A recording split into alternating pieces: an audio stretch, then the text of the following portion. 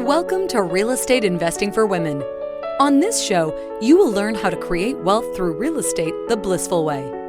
That means with very little stress and very little time. We talk about strategies, mindset, heart set, money smarts, resources, and so much more to ensure you're able to create the success you most deeply desire.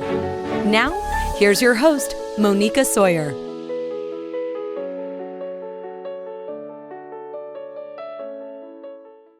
Today, I am delighted to welcome back to the show Dr. Joe Vitale.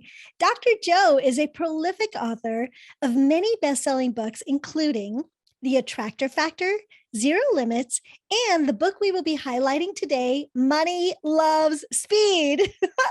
One of the world's top motivational speakers, he is a popular star of the movie The Secret and an internationally famous expert on the law of attraction and clearing beliefs. Dr. Joe created the Miracles Coaching Program to help people achieve their dreams.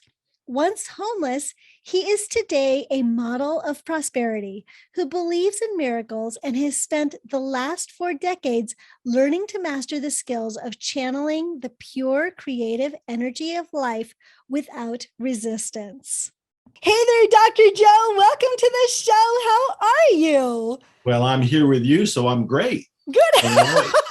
Blissful by chance? It's good to see you again. Good to be with you again. Love your spirit, your laugh, your charm, your smile, your eyes. So yeah, I'm great. Look where I'm at. Oh, good. Wow, I don't even know what to say to that. I'm blushing. Just say thank you and move on. Yeah, you got it. Thank you. So, Dr. Joe, your most recent book that I know of, I don't know if you released, because you're so prolific, but the most recent book of yours that I've read was Money Loves Speed. And I was so attracted to it because I love the title. Could you tell us a little bit about why you chose that title and a little background on that? Yeah, I'd love to. First of all, I've written several other books since that book. I'm sometimes the book of the month guy. You know, there used to be the book of the month club. I'm the book of the month author. So there've been a lot of books, but that one's a very popular one among people. So I'm glad that you brought it up. Money Loves Speed is something I've wanted to talk about and write about for a long time. The very title is one of the laws that I talk about in the book. I say there's 8 laws of money, and these are not banking laws. These are mindset laws. These are on how you use your mind, how you think about the world. It's more of the psychology and maybe the metaphysics of money. Money Loves Speed is one of those principles. And I so like it that I've talked about it over the years, and people have quoted me. They keep saying things like, Joe says, money loves speed. And remember, Dr. Joe says, money loves speed. And I thought, well, maybe I should actually explain it. Go figure. Yeah, go figure, right? Because not everybody understands it. So the title is actually one of the principles. So would you like me to explain it and just jump right in there? I would love that. Because we can go wherever you like. You're in charge. This is your show. Let's start with this. I've got plenty of places I want to go, but this is the most intriguing to me, so I want to start with this. All right. Money Loves Speed, in short, means that when you have an idea for a product or service or something to implement in your business, you need to do it as quickly as the idea comes to you to be the first to profit from it. And to expand on this, what it means is most people do get ideas. They get ideas, whether they're in the real estate business, or they're a small business operator, an entrepreneur, they get an idea, a way to market, maybe that hasn't been done before, a new product, a new service.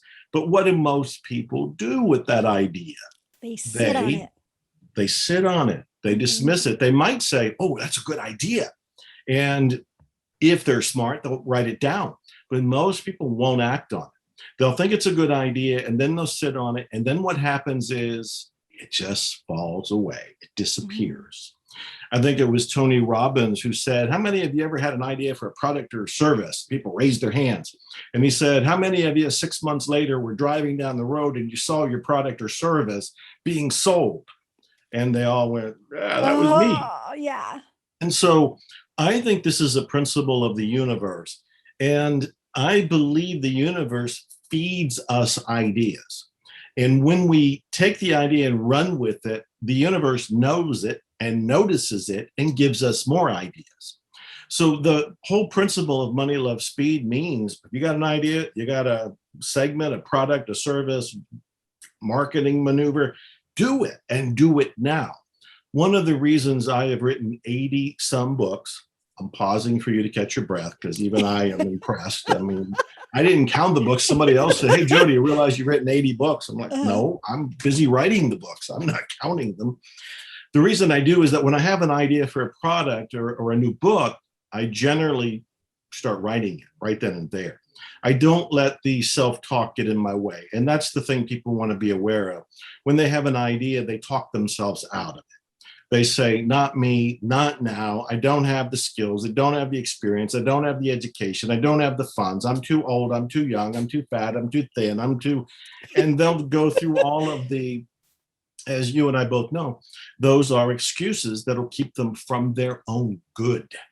Yeah. So money, love, speed is a chant. It's a mantra. It's a reminder. It's a law that is something I'm putting out there in the universe to remind people, man, when you get that idea, act on it. The sooner you act on it, the sooner you can see what the results are. Most likely they're going to be great. And if you don't act on it, as Tony Robbins pointed out, somebody else will. Mm-hmm. And you will miss out. And what really comes to me when you talk about this is that people are always like, I don't know enough. Like I need to learn more. Right. And the thing is that taking action is better than taking perfect action, right? Yes. You need to like get in the game in order to even play. Certainly you need to know enough rules to get in the game, right? But you don't need to know all the rules. You can learn as you go along. And what I love about the money, love, speeds concept is that people, so much in the real estate world, right? My investing ladies, they'll be like, well, I need to wait till I have money. I need to wait till I, whatever it is, right? And the thing is that if you don't start, you're going to lose the motivation of the moment. It doesn't necessarily mean that it could mean that things happen really fast for you. But even if they don't happen super fast, nothing will happen unless you take those first set of actions. Wouldn't you agree? I agree with everything you just said. So I want to elaborate on a couple bits of information. One is the action part of it. I'm in the movie The Secret, which people criticized for saying it was magical thinking. It didn't talk about taking action. I'm the guy in the movie saying take action. Mm-hmm. I literally say that in the movie. Mm-hmm. Yet a lot of people fudge. A lot of people go into self-sabotage and they don't take any action. And why don't they take any action? Some of it is just believing that magic's going to take place. I believe in magic. I believe in miracles. Mm-hmm. But I also know that besides 80 some books, I have 15 music albums I've recorded. If I just sit and think or visualize or meditate about the music albums, they don't get recorded. I actually have to take action and book a studio and get my musicians and get my guitar and actually go in the studio and do something. So that's the first level. It's a reminder that nothing happens without action. Yep. We live in a universe that requires co-creation. You have a part to do. You may not have to do all of it, but you no doubt have to do some aspect of it. And when you do your part, the universe, whatever you want to call the universe, comes into play and will fulfill its part. So there's a little bit of dance of energy. But if you don't do something, if you don't take action, then nothing happens. And you end up just complaining about things. Yeah. The other aspect of what you pointed out, and I think this is really important, is people wait for everything to fall into place. They want to know how, they want to know the map, they want to know the whole strategy from here to whatever the end zone is. And what I've discovered is that there is no map. There isn't a map when you first start taking action. You create it by your action. It was Steve Jobs who said you can't connect the dots looking forward, but you can connect them looking backwards. And what that means is when you're sitting here and you want a great big real estate deal or you're inspired to do something and you're starting to imagine how the end result will be, as you sit in this moment, you don't know all the steps to get there. Once you get there, you can piece it all together. You can turn around, go on an interview with you, and you can tell the story. Now there's a story. So I remind people of Teddy Roosevelt's quote, And Teddy Roosevelt said, do what you can with what you have right where you are. That's brilliant right there. Do what you can right where you are with what you have. And by doing that, the next step becomes apparent, then repeat. Next step becomes apparent, repeat. You do that enough times and you'll get to whatever the end zone is for you, your goal, your outcome, your intention. And then you can look back and go, oh, the story unfolded. I know how that piece connected to this piece, but you don't know in this moment. Yeah. You don't know now. All you got is a goal and a desire, and you have to get up and start moving towards it. That's right. In the real estate market, we get a lot of I'm waiting for the market to correct, or I'm waiting, they're trying to time how things are going to go. And I remember 2 years ago, I was on TV in San Diego, and the producer came to me and said, love your show. And, I just wish I had bought real estate 20 years ago. Yeah. And I said, yep. And in 20 years from now, you're going to say the same thing. Right. Like, it's really, really important that you, as you say, Joe, don't miss the bus, because the bus is driving by with or without you. Right. So exactly. Yeah. Those are great points. What I have found with my recent experience with realtors is that too many of them give their power away. Now, what I'm referring to here is, much like you were just talking about, is they're looking at the market and what the market is doing, and they're overlooking something that I don't see realtors thinking about. And that is the idea that the realtors influence the market. The realtors influence the market. And part of that is with their own mindset. If a realtor is thinking, well, I can't do such and such because the market is doing such and such, they have now played the role of a victim. They have now given their power away to a market that they feel they have no control over, no influence over. And I can certainly understand where they're coming from. Because when I felt like a victim as I was going through these stages of consciousness, you keep giving your power away, and the rest of the world pretty much agrees with you because they all feel like victims anyway.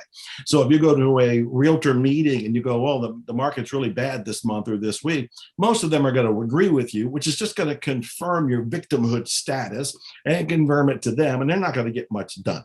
Now, as you know, I recently went through an ugly divorce. It was more of a persecution, but at the end of it, I came out on top.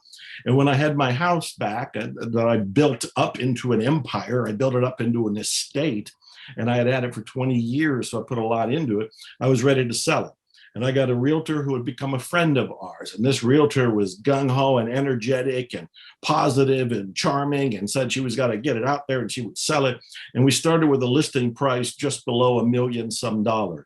But as there were very few nibbles for it, she started to give all the power away to the market.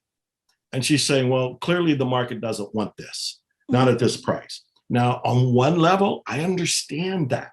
On one level, realtors who are listening or watching to this are understanding that. But I want to push a little bit here.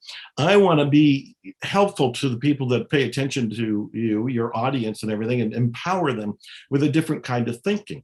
I think if there's any group of people that need what's called a disruption, it's realtors.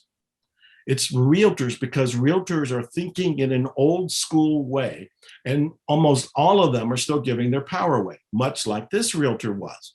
So she was saying we should lower the price. Well, I've never been a realtor, so I pretty much am listening to her and saying, okay, we'll lower it a little bit.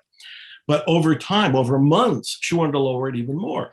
I started to get more frustrated, thinking she's actually not marketing it. And I started to refer to her as a listing agent, because in my mind, it's different than actually somebody who goes out and tries to sell or market something. So instead of being a marketing realtor or a selling realtor, I started to think in my mind, and I told my partner, Lisa, I said that, no, she's actually a listing agent. All she's doing is listing. And if people don't respond to the listing, she just lowers the price. And she knows at some point, the lower the price, you'll find somebody.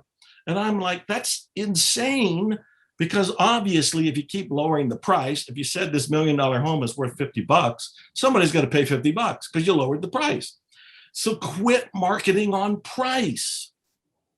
One of the things I did, and this was me not being a realtor, but me being a marketer, I wrote a sales letter about my home.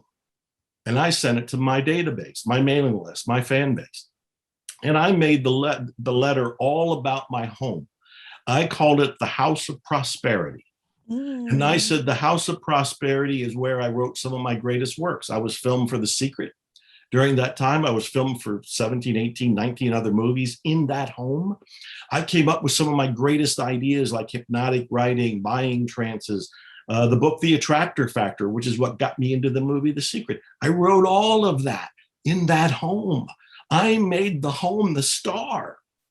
So instead of going house for sale, you know, blah, blah, blah, number of acres, acreage, square footage, blah, blah, blah, here's the price.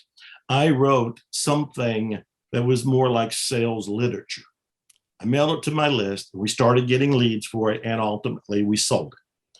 So my whole point is that a lot of people give in to what they think the circumstances are, not realizing that they have more power. I constantly hear of realtors who do fantastic no matter what the market is, because it's not the market, it's the realtor. It's true. It's so true. And, you know, so I would say about 50% of the women that listen to this show are the realtors and agents. And then about 50% are just investors. And this applies so dramatically. Ladies, I hope you didn't just kind of tune that out, because we are, as investors, sometimes we think the only way that we can compete to get a property is with price. And Dr. Joe just gave you a perfect example of how price is not the key. There's an awful lot of factors that we have influence over.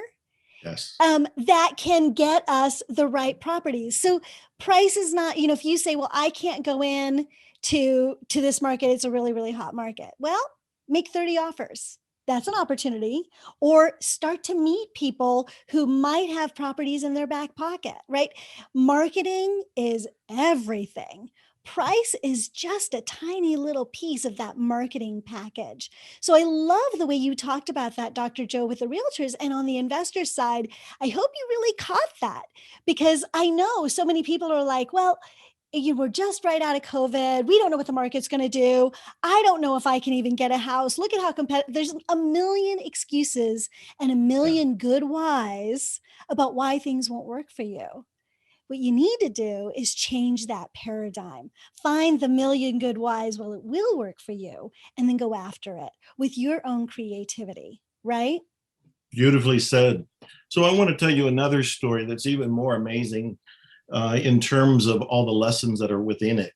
And this is about a young man, he's 36 years old at this point, who is a billionaire realtor in Thailand. Now, when I said billionaire, this isn't a millionaire or multimillionaire. This is a billionaire, and he's 36 years old, and he's doing it in real estate. And he's doing it during tough times, including COVID. So I want to tell the story because this story has inspired me. I met him maybe 3 years ago. He invited me to speak at a seminar he was putting on in Bangkok, Thailand. And I didn't want to go. I was like, this is a long flight, never been to Thailand. I'm not really comfortable doing that much travel. But he was paying me really well, taking care of me first class. And he promised to put me up on an island by myself for a week for rest and relaxation as a gift to me. Ooh. And I kept thinking, who is this guy? And he also kept saying that he owed his success to me. I have to go meet him. So I flew all the way to Thailand. He meets me at the airport. And there's this young man at that point, he's 34, 35 years old. And he tells me this most amazing story. He puts me in the van to drive me to the hotel where we're going to do the event, his first event ever. And he says that only 15 years ago, he was homeless. So he was 20 years old, homeless in Thailand. He's originally from Sweden. He hated the country. He hated the darkness. He hated the cold. When he inherited $2,000, he used it to buy a ticket to the warmest place he could think of, which was Thailand. He didn't know anybody in Thailand. He didn't speak the Thai language. He goes there. He's 20 years old. He parties away the rest of the money. He's now homeless. He calls back home to a friend of his and says he needed help. And the friend says, well, I'm not going to send you any money, but I'm going to send you a book, which I thought that was a big, bold thing to do for his friend. Yeah. So he sends my contact in Thailand a book, and my contact in Thailand is upset.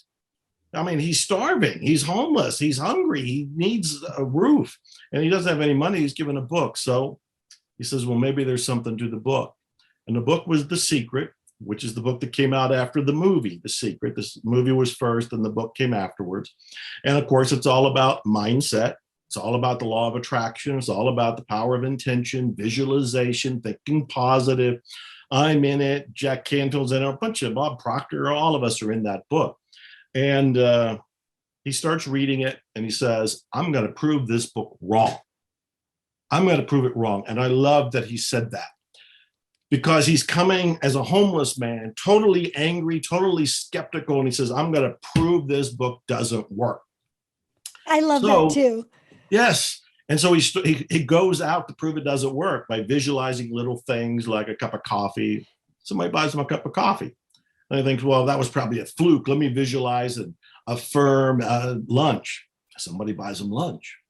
And over a few days of testing, he says, well, maybe there's something to it. Let me try doing it on a job. He gets a job. Then he tries doing it on an apartment. He gets an apartment. Long story short, 15 years later, he is the largest real estate developer in southern Thailand. He has 20 other businesses, including a gym, gas stations, coffee shops, an attorney's office, and more. He's running virtually all of it from his phone. And he is wheeling and dealing on a level that made my jaw drop. He showed me pictures of some of the real estate properties. He was networking with hotels like Best Western and Westin and some of the others that were building in Phuket and Bangkok. And they were working with this 35-year-old kid who was homeless 15 years ago. He used and is still using all the principles that I talk about. And that's why he said he owed his success to me, Jack Canfield, Bob Proctor. But I looked at him and said, you went down the road a lot further than most other people with what you learned. And I helped him write a book called Homeless to Billionaire, which are his wealth principles, Homeless to Billionaire. And I often tell this story because I'm thinking, especially for people who are into real estate or into investing, this man has used the very principles that some people dismiss as metaphysical or woo-woo. He's used them to build his own empire. I'm in regular contact with him. He just remarried. He's building another house. He's still doing business in COVID. It's like this story sends tingles down my spine. It's like, wow. Like, mine too. Right? Like, what do you say to that? And what I really get from that is two really, really big things. The first is our mindset is everything. Right. Yes. Like, and people are always like, Moneeka, because there's a lot of mindset that we talk about on this show. And people are always like, why aren't you talking more about strategy? Because, none of your real estate nothing is going to happen in real estate unless the real estate between your ears is handled. Like, seriously, it's so important because everything that you see is through the filters of your mindset. Right? Yes. And so if the filters are, I can't do it, then everything you're going to see is, I can't do it. And if the filters are, I can do anything, it doesn't matter what anybody else thinks or says, you will be able to do so much more than most people could even imagine. So that's so amazing. And then the other piece is, my parents came to this country newlyweds from an arranged marriage. They didn't know each other. They knew each other for 3 weeks. They had $200 in their pocket. They are now self-retired, multi-million dollars. Right. They just took their whole family to my dad's 90th birthday in Tahoe for a week. Like, wow. They're doing great. How did they do that? Not because people told them they couldn't, right? How many ladies are listening with all of theirs, I can't. I don't have enough money. I don't know how to get started. Well, at least you have a bed you're sleeping on, which this guy didn't, right? So yeah, this is everything you're saying. I so love it. And I also wanted to point out that mindset is a strategy. It is a strategy. It is a strategy because if we don't have our mind correct, meaning that it's a line for the positive, it will cause us to fail. Mm-hmm. We will self-sabotage ourselves. We'll blame everybody else. We'll blame the market, the economy. We'll blame other realtors. We'll blame whatever. But it's not about that. What's actually going on is between our ears. And this is the most important thing. I mentioned my marketing background. Way back in the 90s, I was learning marketing and coming out as a marketing consultant and a marketing copywriter, this, that, and the other. And what I realized when I tried to help people with their marketing, and I would write ads for them and sales letters, if they didn't believe in themselves or their product or service, they would find a way to make my ad not work. They would change something and then rationalize why they changed it, not realizing you changed it so it would actually fail. And so I realized that before I can teach anybody marketing or I can do marketing for them, I had to help them with their mindset. Yeah. So for me, mindset is strategy, and mindset is the very first strategy. Mm-hmm. These days, I tell people, look, we live in an optical illusion. Life is an optical illusion. You get whatever it is you believe. If you believe that there's lack and limitation and the marketing is bad, you will go out into the world, you'll do your Google researching and everything, and you will find evidence. You'll pull it all over and you go, look at the study right here. Look what the recent paper said. Look what the real estate news is saying right here.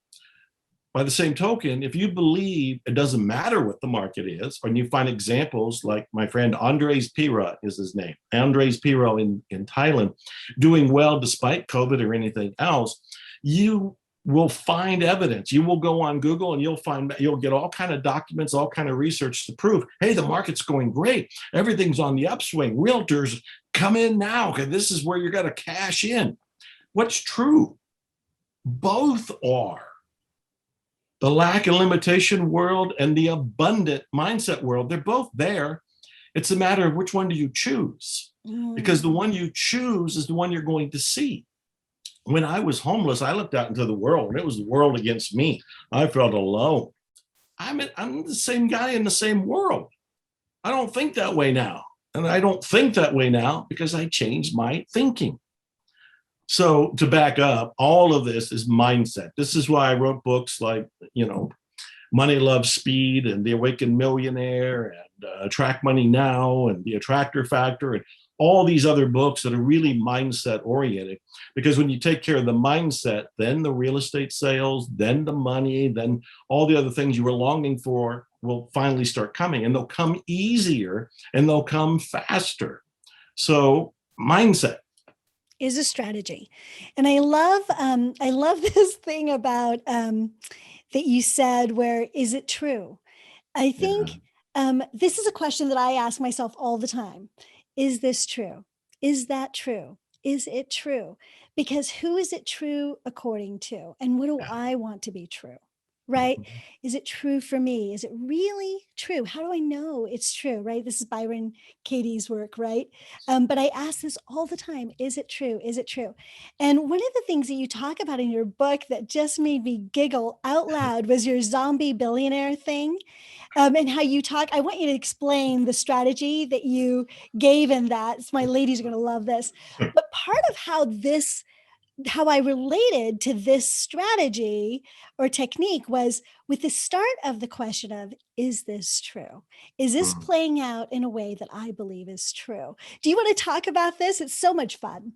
I don't actually even remember that chapter right now. That's the problem with writing as many books as I do. Yeah. Well, let me share with you a little bit about where it's at. It might trigger my memory. Go ahead. Absolutely. So you talk about the whole zombie billionaire was its own thing. But the piece that I love that you talked about is if you go to a party and tell people about your dream and they don't think you're crazy, you're not thinking big enough. So that was the very big first piece about that. And then in another chapter, I guess it was the Twilight Zone mind control. Does that jog your memory a little better? Oh, that's one of my favorites. Yes. Yeah. So I got I need to be crazy, which I love because I am. And then, and is the fact that I'm crazy true? Is it? And if life isn't playing out the way I think it should, how can I change that? And that's where we go into the Twilight Zone mind control. So now to you, since you remember. Yeah, I do. And thank you for bringing that up. You know, The Yeah. Money Loves Speed has so many different chapters in it that I absolutely love. And I put in there because I so love them. But at this point, I've forgotten a lot of them. So thank you for reminding me. The Zombie Millionaires one. I had seen a documentary about billionaires. And one of the questions that came up in there is how a billionaire thinks. Mhm. And one of the billionaires said that what you've just said, but I want to repeat it, make sure everybody gets it, is that if you go to a party and you tell people what your big dream is, like you're a realtor and you want to do something really gigantic, and if they don't laugh, you haven't thought big enough. They should really look at you like, that's impossible. Then It you'll should be go, an oh, uncomfortable laugh, right? yeah, it should be one of those where they don't actually believe it. Right. Then you know you're on to something. Uh-huh. It's a little bit like Richard Branson. If he goes to a party, he might have said a year ago, I'm going to go into space. I'm going to go on my own rocket ship. Or Elon Musk saying, I'm going to shoot one of my cars to Mars. You know, most of us are like, what in the world are you drinking? that kind of big thinking is actually where we want to go, because it activates our energy and our enthusiasm, the juices within us to really think big and do big. So that excites me. I'm already getting even more excited thinking about those ideas and what's possible, because part of me is just like, anything's possible. There aren't any limits. Yes. I think all the limits are mental constructs, which leads into what you were talking about, is questioning. If we tell ourselves, oh, we can't well, I'm just going to use an example that comes to mind. We look at the moon every night. I don't see any real estate up there. And I'm thinking, why not? Why isn't there a building up there? Why isn't there a hotel up there? Why isn't there a Starbucks up there? Why isn't there a realtor right now that is saying, I am selling acreage on the moon? And yes, we have to do some adapting to make sure that, you know, our vegetables don't float off into space or whatever happens to be adjusted. But that's the kind of big thinking that we should be entertaining, because first of all, I think it's true. Why isn't there any real estate on the moon? Why isn't there a billboard up there that says shop Amazon daily or whatever, or go to Joe Vitale's websites, something along those lines. And then the next part, because part of us is going to doubt ourselves or doubt the possibilities, we want to ask those questions you're talking about. Is it true? Is it impossible to sell acreage on the moon? Is it impossible? I don't think it's impossible. I don't think so. I think it either. might be a challenge. I don't know that anybody's trying it. Probably, hopefully somebody is. But examples like that, where we can go and ask ourselves, is it true that we can't do that? That leads us to questioning our own beliefs, which I think is really important. We live in a belief-driven universe. If we don't like what we're getting, it's because of some beliefs about what we're getting. We want to question those beliefs. And one of the great ones is it true? Where's the evidence that it's true? How do we know that it's true? Let's question it like a good detective and dismantle it. In the Twilight Zone thing, I'm a big fan of Twilight Zone. In fact, Rod Serling, who wrote almost all the episodes and he introduced them, I got to meet him when I was a kid. I mean, I was shy and insecure in high school, but you know, he was cool. And I realized he was a short, chain-smoking, insecure little man. And I realized if he can do what he's doing, I can do it too. I can be an author too. But there was one Twilight Zone episode that I never forgot. They were all unique. They were all psychological. But there was one where this man was working in an office and he's giving orders. He's about to go on a trip, this, that, and the other. And all of a sudden, you hear this great big booming voice that yells, "Cut!" And there's dead silence. And then his wall starts to be pulled apart by people who are working around it. And he realizes he's on a movie set. He didn't know he was on a movie set. He was playing the role of a businessman in an office going about his daily duties. But after somebody yelled cut, he stopped. The set starts to be dismantled. And he has this abrupt, mind disorienting moment where he realizes none of it was real. I use that technique as a self-help technique. When we get caught up in our negativity, we start hearing all of the excuses in ourselves. Well, I can't go to the moon. I don't know anybody going to the moon. And of course, there are people going to the moon, and you can meet them if you reached out and tried. And we start going into, I don't have the education, I don't have the experience. And I pause to let the silence kind of reverberate a little bit. We do that in our own brain. When we do that in our own mind, we kind of seize control again. And we realize, now let's reverse and re-engineer our thinking. Start the scene again, only now let's be positive. You know, a lot of people stop going for their dreams and start putting themselves down because they get sucked into the illusion of social media. They see photos of realtors who are saying, I just sold this property, I just made this much money, blah, blah, blah. And they forget that whoever's posting that is cherry picking their photos, cherry picking their moments, cherry picking their successes. And they don't dare tell you where they screwed up or where a deal fell through or where they struggled for quite a while, because they want the illusion of success to be out there. If you buy into that, you can be self-reflective and self-destructive, because you'll think, I'm not good enough. I'm not a success like that. Well, guess what? They aren't either. They are doing what you just talked about. They're taking take one, take two, take three. Okay, take three was the one we're going to use. Let's use that and get rid of the other two, because we don't want that out there. They do the same thing with photos. They do the same thing with their results. So don't fall into the illusion of social media. It is tap dancing around our brains, making us feel like everybody else is partying. Everybody else is successful. Everybody else is happy. We're not. Well, we don't see the entire scope of things. That's right. We don't see, in fact, I'll give a personal example here, if you don't mind me just going off. I love this. I love it. I mentioned that I went through a 2-year divorce, which ended up being a persecution of my life and business. So most days during those 2 years were not happy. They were not pleasant. They were agonizing. My father died during that period. My best friend died during that period. COVID came during that period. Family member attempted suicide during that period. Most of this is not happy. However, every day I posted 1 or 2 videos on Instagram and Facebook that were positive messages. And you never once saw a glimpse that I was going through hell. I was doing that in part to make sure I was doing my mission and helping other people. But if people looked at that and thought, my God, Joe's happy all the time. Look at him. He's always a success. Another book deal, another movie, another blah, blah, blah, another blah, blah, blah. You overlook the reality of life itself.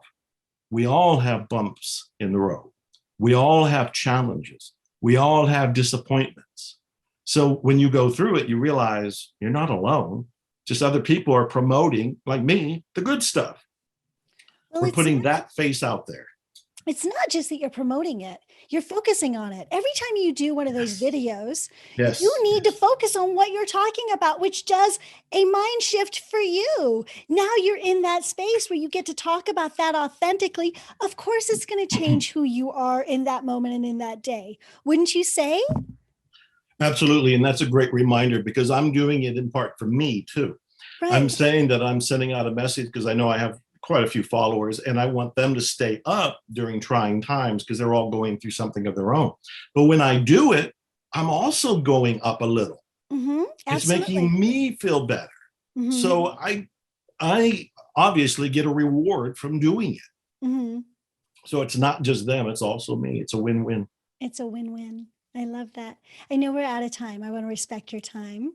So before we finish, I would just like to talk a little bit about the website, about the book, because this book is amazing. Ladies, this is so much fun. If you get the audio, which I think you should, you even get to hear some of his songs. I mean, it's just such a fun book. I love this. And I love the way you read it, Joe. I love that it's your voice. So that's great. But tell everybody how they can get the book. I've got a website and a $2 offer. You can have the ebook version and the audio version read by me for $2. Just go to moneylovespeedbook.com. moneylovespeedbook.com. Now, if for some reason you want the actual physical book, you have to go to Amazon, and I don't know what it costs, $20, something like that. But you can have the printed copy that way. But if you want $2 investment, you know, just to have a little skin in the game, you can have the ebook and the audio version. But go to moneylovespeedbook.com. Do it now. Do it fast. Money Love Speed. Do it now. That's That's right. You know, Joe, every time I talk to you, I feel lifted up. You have just this amazing energy. And I just want to thank you so much for spending this time with me. Thank you. I am honored. I love seeing you. I love being in your energy, and you're doing great work for great people. So thank you. Yeah, thank you. And ladies, thank you for joining Joe and I for this show. You know how much I appreciate you, and I look forward to seeing you next time. And until then, remember, goals without action are just dreams. So get out there, take action, and create the life your heart deeply desires. I'll see you soon. Bye. I hope you enjoyed today's show. If you'd like to find out more about how to become a blissful millionaire, go to blissfulinvestor.com. See you next time.